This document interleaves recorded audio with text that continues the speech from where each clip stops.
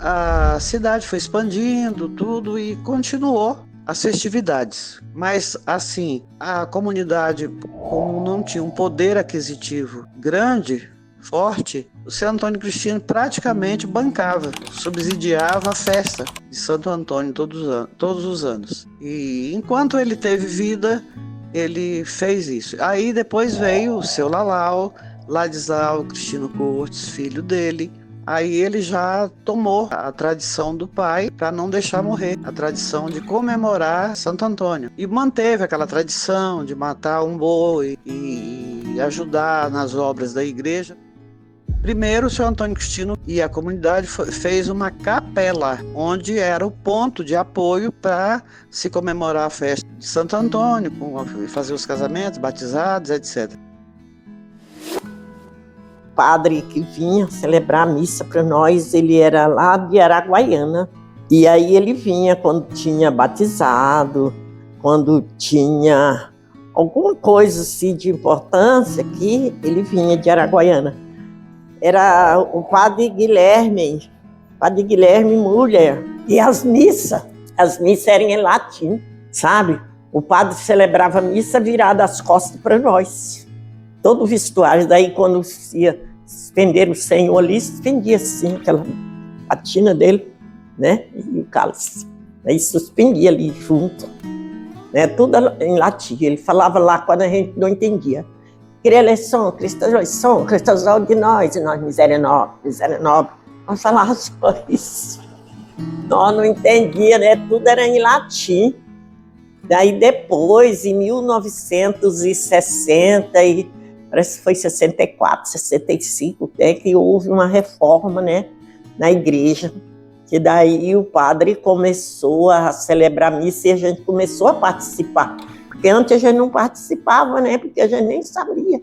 E aí que ele virou a frente para nós. E aí começou a fazer, né, os fiéis fazer leitura, né?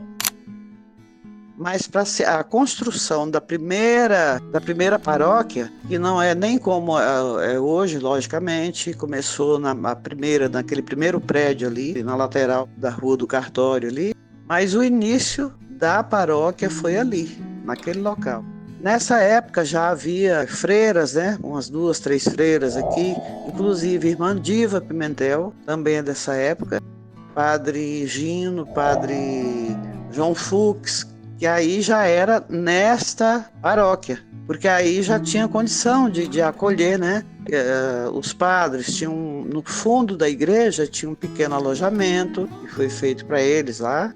Bom, com isso foi expandindo, a igreja foi crescendo, a paróquia foi melhorando, os fiéis participavam de forma muito humilde, muito simples, tudo, aqueles que tinham mais, ofereciam mais, mas assim, o seu Lalau, antes o pai dele é que subsidiava e depois o seu Lalau manteve a tradição do pai.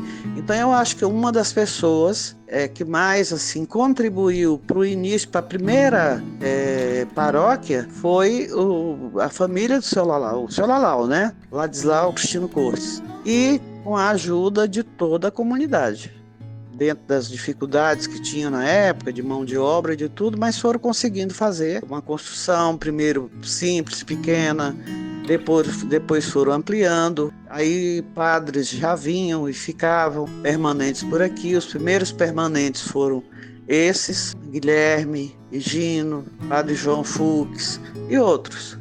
Com o tempo eles isolaram, fizeram a nova e essa redonda que tem aí, a atual matriz nossa, e as freiras vieram e precisava também do alojamento. E aí foi doado uma área para elas ali onde é o Madre Marta e foi feito um pequeno alojamento, isso já na época do meu pai. Elas davam aula no Cristino Cortes, no Colégio Cristino Cortes, e atravessavam ali, não tinha casa, e iam para o alojamento delas. As irmãs, quando ia ter assim, a festa de Santo Antônio, as irmãs eram encarregadas, né, de vir limpar a pracinha e limpar. A gente ficava chorando para vir, né, mas não deixava para vir fazer o ofício, porque a gente era pequena, né? Eu devia ter uns 8 anos. E aí as irmãs que ajudavam. Vinha limpar a igreja, vinha arrumar para esperar, para fazer a festa, né? E para esperar o bispo Dom Camilo Frezinho, que vinha de Guiratinga, né? Daí a gente arrumava tudo para esperar ele. Ele baixava ali no aeroporto de Aragaça. Aí nós ia ali para o pé da ponte, né? Esperar Dom Camilo Frezinho. E nós ficava ali na beira daquela ponte ali. Daí vinha um avião, e aí a irmã falava, é ele, informa, e nós... Daí não passava, não era. E ela descansa, daí nós ficávamos. É ele. E aí nós... E assim era com o governo, era com o bispo, as pessoas importantes. A gente tinha de ir, todos os estudantes. Daí a gente bem chique que nós ia, com aquele uniforme bem passado, de boné, né? Gravata, uniforme branco. Agora você ganhar tanta poeira, não é? E aquele sítio assim, nós impecável. E daí para frente foi expandindo, a igreja foi melhorando, as pessoas foram aumentando e as contribuições também da comunidade, dos fiéis, foram alavancando a melhoria da igreja.